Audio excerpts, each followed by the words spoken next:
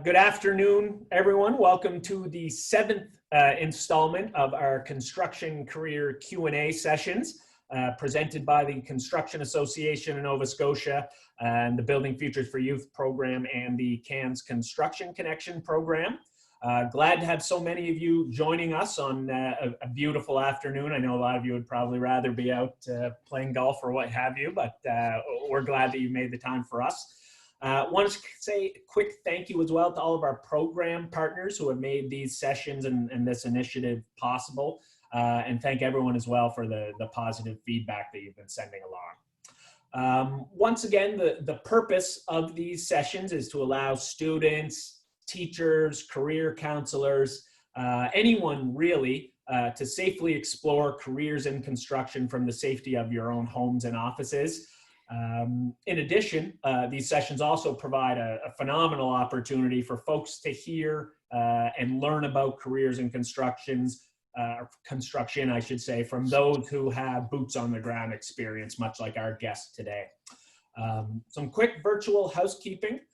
The format of these sessions is question and answer. The BFY team has prepared a number of questions in advance for our guest, but I do strongly encourage anyone and everyone watching to please submit any questions that you may have using the Q&A function that you should find at the bottom of your screen.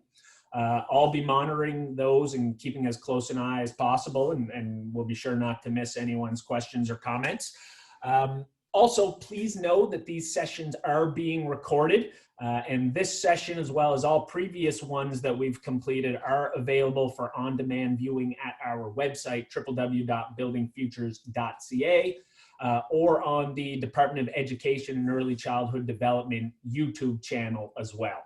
And lastly, we have been very, very fortunate to not run into any IT hiccups throughout all these sessions, and I'll certainly knock on wood for that one.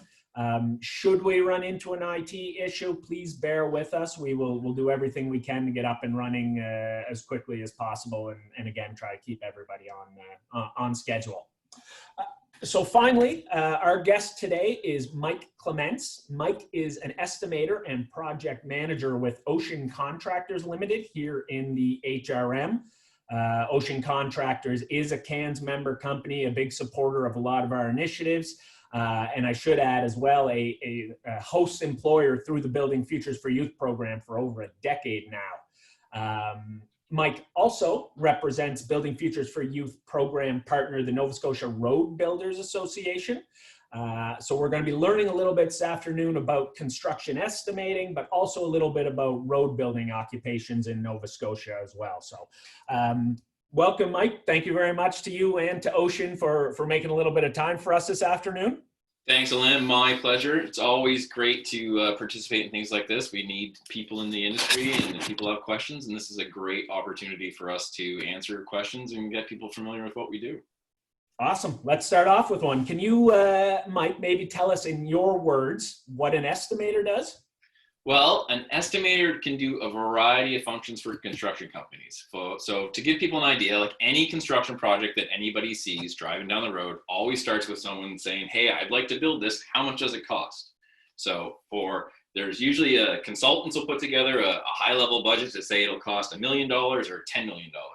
And then once it goes out to tender, construction companies like the one I work for, or ones around the city, will have estimators that will put together all the costs and all the productions and what they think it will be, and then tell the owner, say, this is what we will charge you if we build this for you.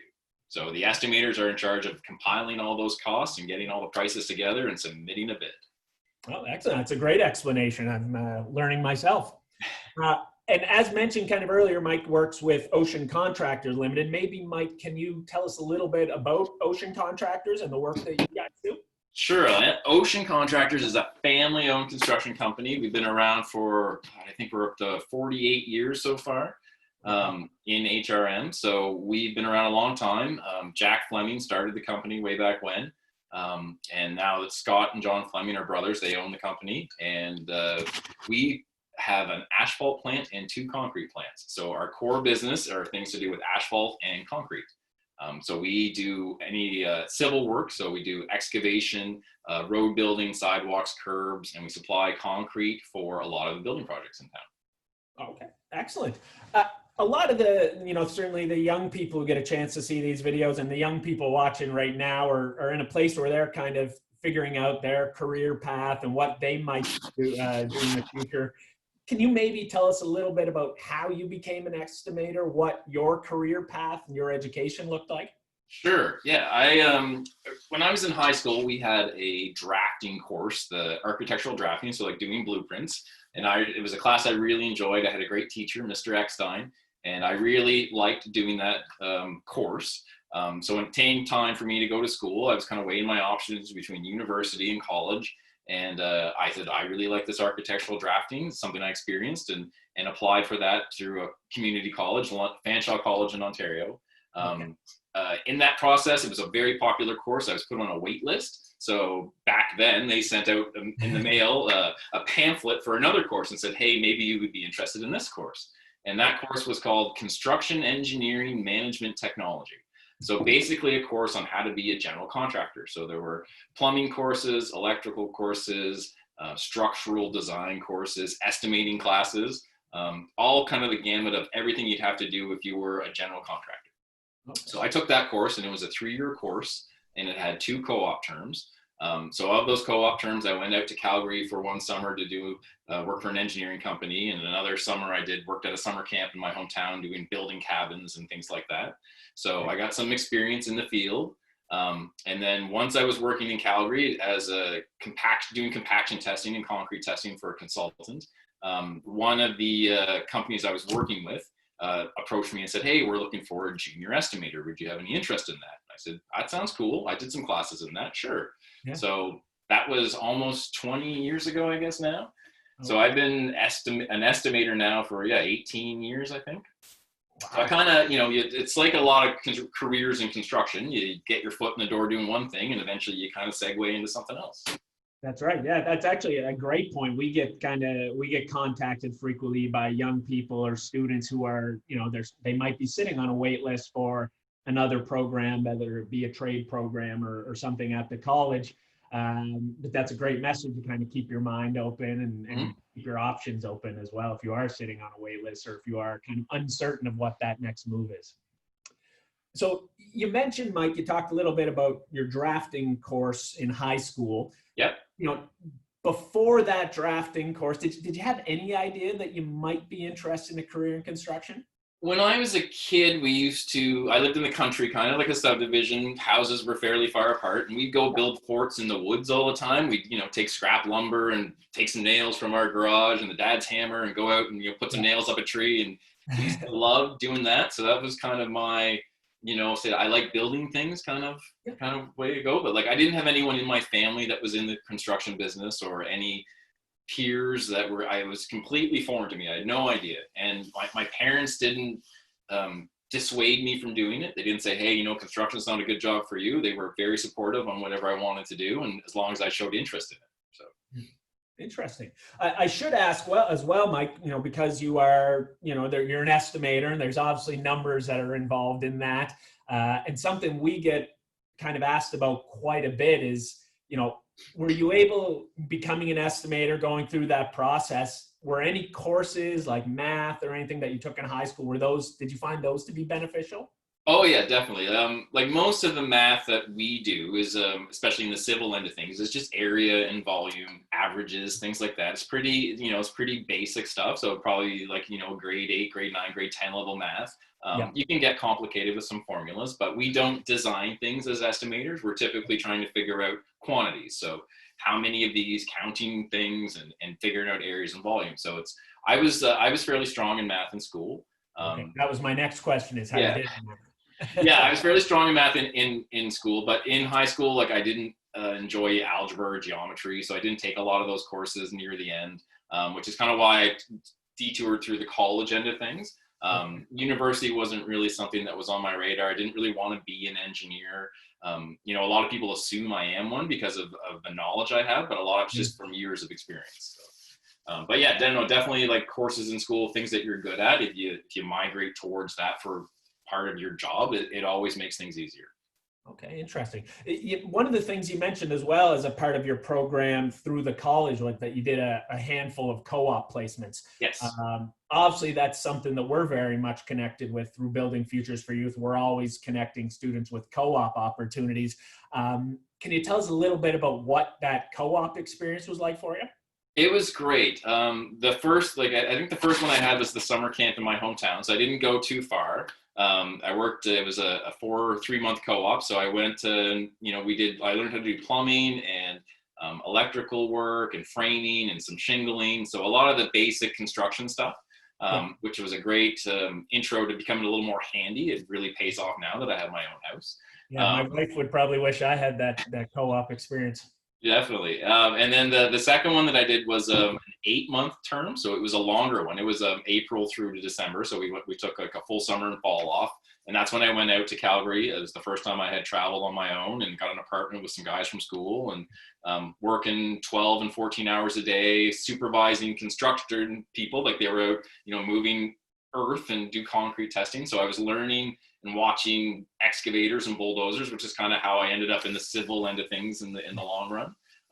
But I like that because you go to work, you're driving a truck, you're wearing boots, you're getting dirty, you're outside all day. It was really, really great experience and opened my eyes to the types of work that go on and so civil construction mostly. So. Yeah. So you've mentioned civil construction a couple of times now, Mike. For any of the students or teachers or anyone unfamiliar with that term, what does civil construction kind of consist of?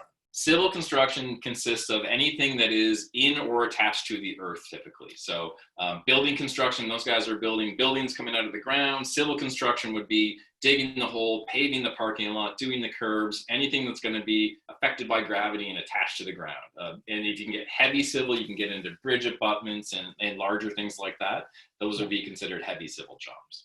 Okay, excellent. I've got a question coming in, Mike, on the Q&A. Yeah. And I think it's relating to the discussion we were having around taking math in school. Mm-hmm. And the question is, a lot of students don't enjoy high school math.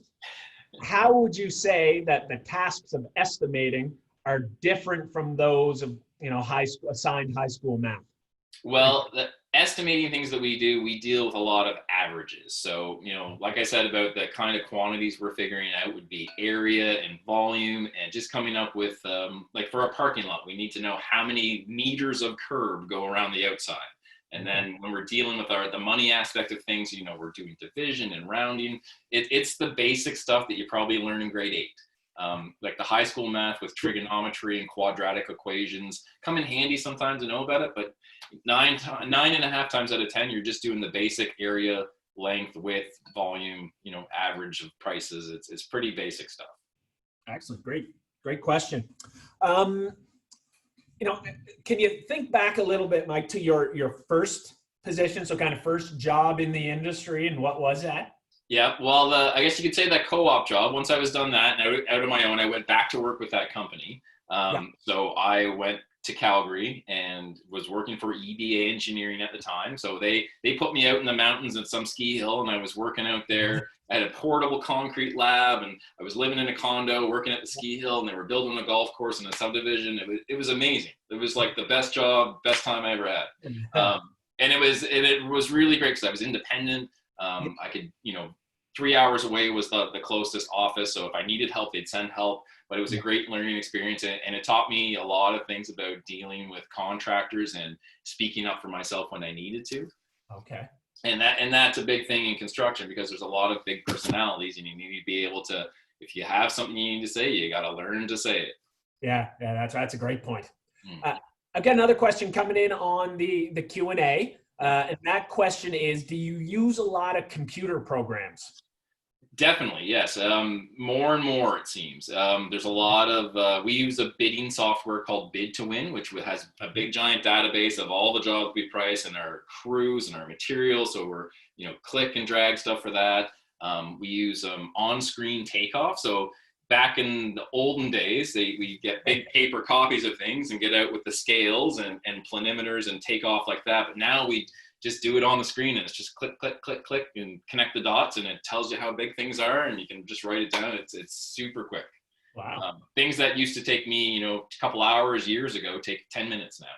Oh, wow. Yeah, so it's changed a lot, and it's changing fast, and there's always a new program out, and technology is amazing for our industry because we've been doing things the same way for so long, like we're dealing with concrete and asphalt, that Yeah. there's a lot of newer things coming along the pipe, and it makes it exciting to see what's coming that's new. Excellent. Mike, what would you say is the toughest part about what you do? Oh, well, Alain, it's a high pressure, high rewarding job, I guess. Interesting. In a lot of times, like when I'm pricing work, like I'm putting out anywhere from $1 million to 5 million or $5,000, but we're basically it's a lump sum job. It's like we tell the owner, here you go, we're going to do this job for $1 million, and then that's it. They're like, okay, here you go, and then we go off and we're running. So at that point, if I made a mistake, it's all on me. So if I forgot something, we could lose $50,000. We could lose $500,000. Who knows? Right.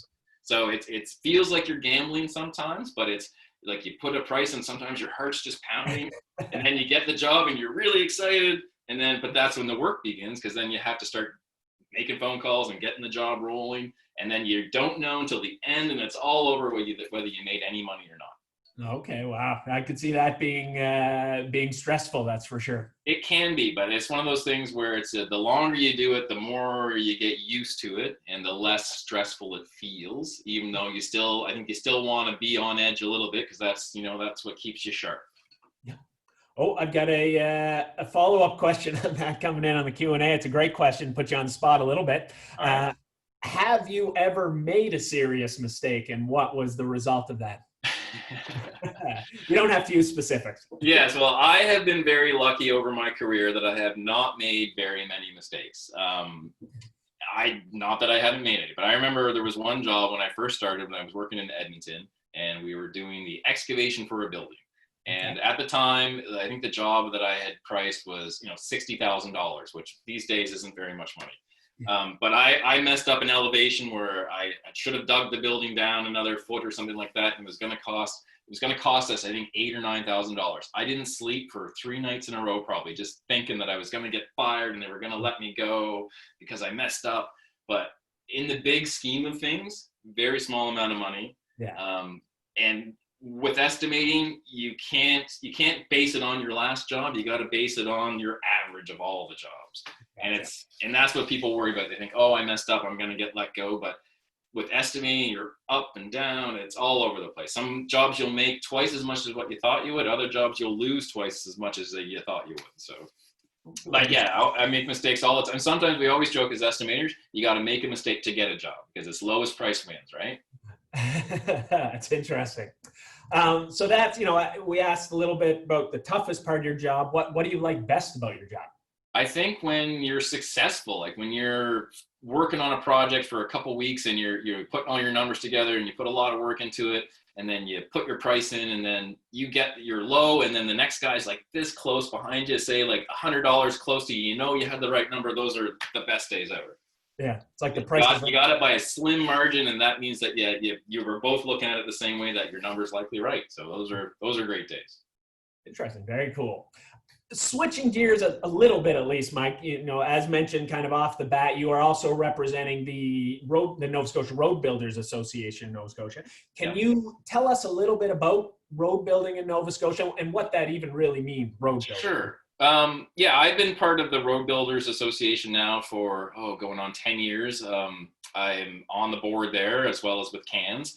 So we do a lot of advocacy for our industry and deal with the government.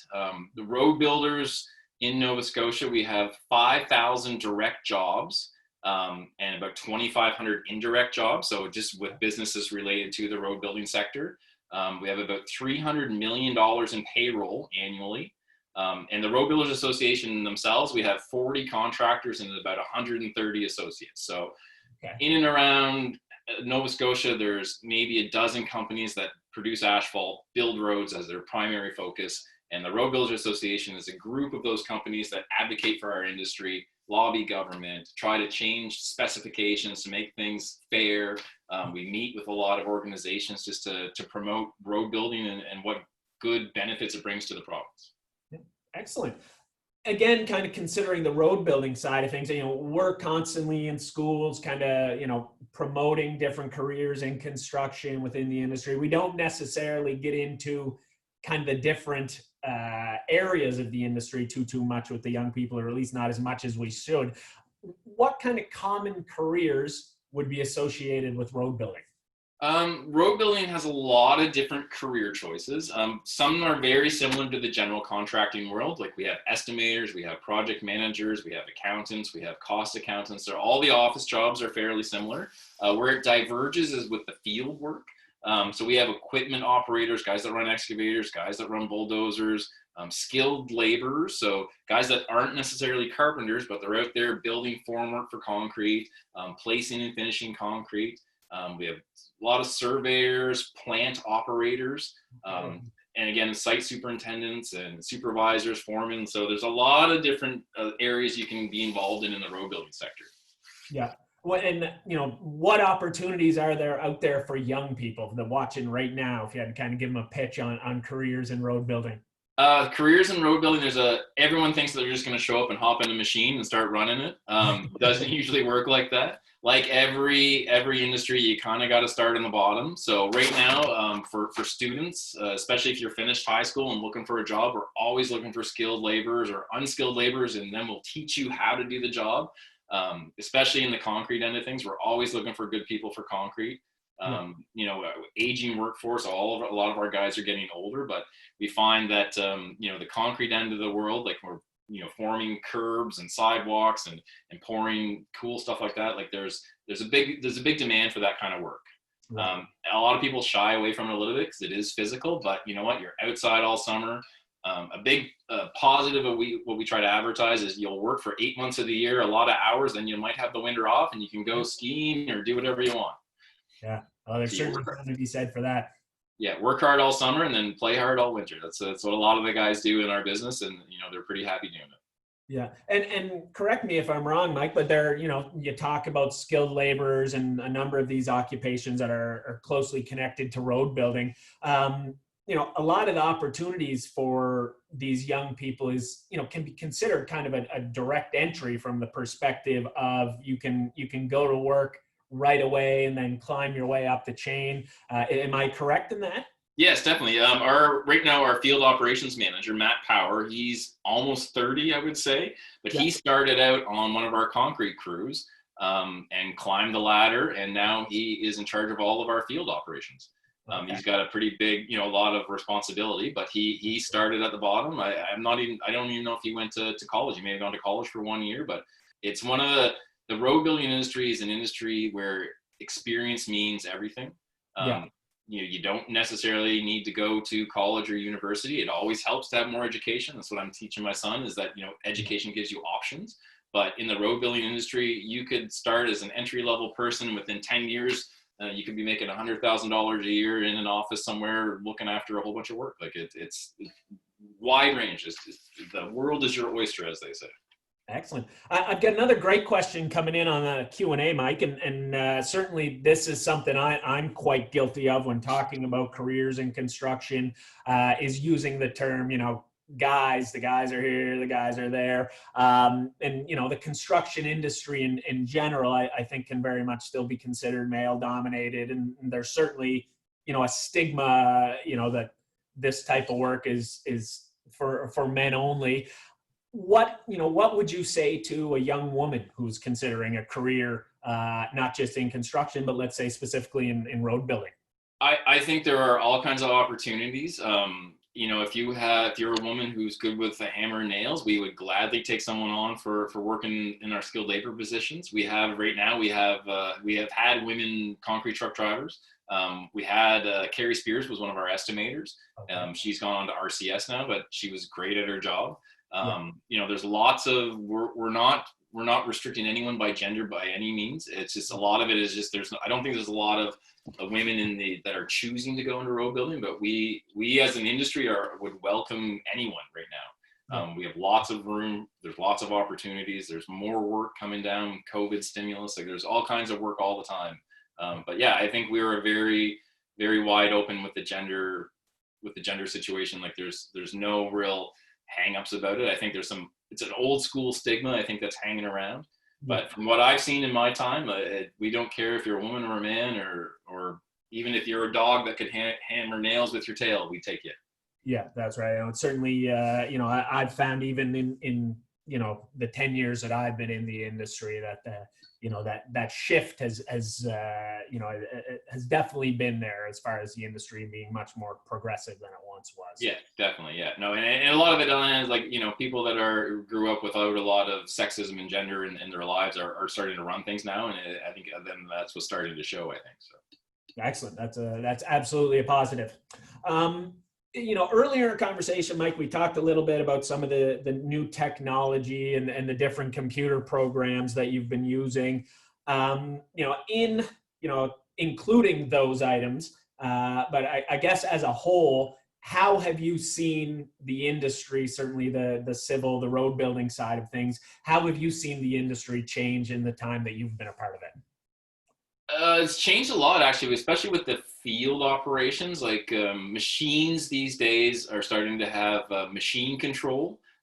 So it's programmed into the grader, and it has a GPS unit. So all you really have to do is drive it, and there'll be an on-screen to tell you whether you're green or red and grading. So it'll kind of move the blade for you. So it just comes back to you're just operating the machine.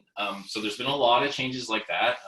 Robotic units, like we have the surveyors used to have the site that they'd look through and a guy on the other end holding the rod. Now they have robotic total stations where it's just the thing moves on its own and keeps up with the guy just holding the rod. So there's all kinds of stuff like that. Drones with surveying piles of material, and all these things need operators and people to service them and run them. Like there's all kinds of room for technologists and computer guys or girls to be out there and running this gear, because a lot of the people that are in the business are older and don't have a lot of patience for it. And we're looking for young people to come in and show us how to use this stuff.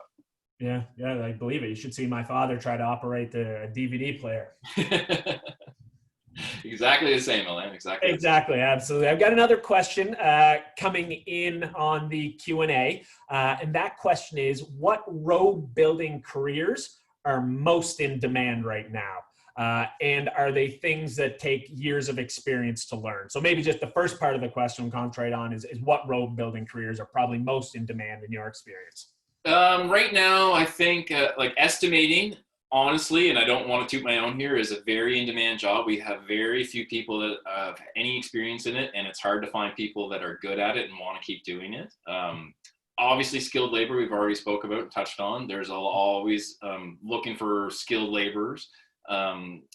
And other than that, I think that's about it. There's always people that are willing to operate equipment. We typically don't have a lot of seats empty and that end of things, but we're always looking for skilled labor and people that have carpentry experience and that are willing to work in with the tools. Like that's always, and I think you hear that from everyone that most of our guys, like our average age of a lot of our crews are getting up into the 50s.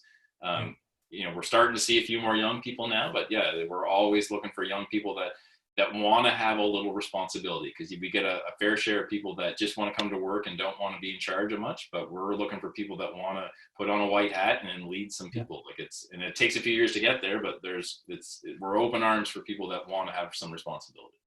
Excellent. And that's a perfect lead in, Mike, to my next question, which is, as someone who's been in the industry for a number of years now and in a management role as well, what are the qualities or skills that you're looking for in someone who's new to the industry?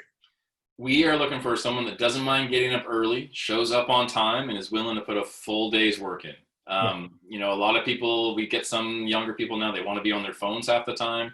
Can't do that. You got to be there. You got to be paying attention. You gotta want to work hard. And I know it's tough sometimes, but that's the biggest thing. Someone that wants to put a full day's work in. Anyone that's willing to do that, I think will go a long way. Yeah, that's excellent. I think when we're done recording all of these sessions, we're going to put together a video of just those comments, because it's, from person to person who we interview, that's the message. That's what people are looking for is, it's the attitude, the work ethic, it's those soft skills. The other things can be worked on. Yeah. The technical stuff can be learned, but if you're not there and you don't have the right attitude, it's kind of all for naught. Yeah. Just showing up and being there is 80% of the job, I think. Excellent. I have another question coming in. and the question is, Ocean is a great supporter of students coming in and doing a hands-on labor, and I would absolutely agree to that. If estimating is an in-demand career, do you think there would be value in a company, taking on a co-op student learning the office side of the business? Definitely, yeah. No, that is a definite an asset we have. Right now, we have a full-time coordinator, Amy Wellwood. She does a lot of our running around stuff and picking up plans and doing forms and things like that. But yeah, there's would definitely be room for a student for some of that kind of work. There's always stuff that that's not that hard but still needs to get done. So it would be there's always a demand for that sort of thing, I think. Excellent.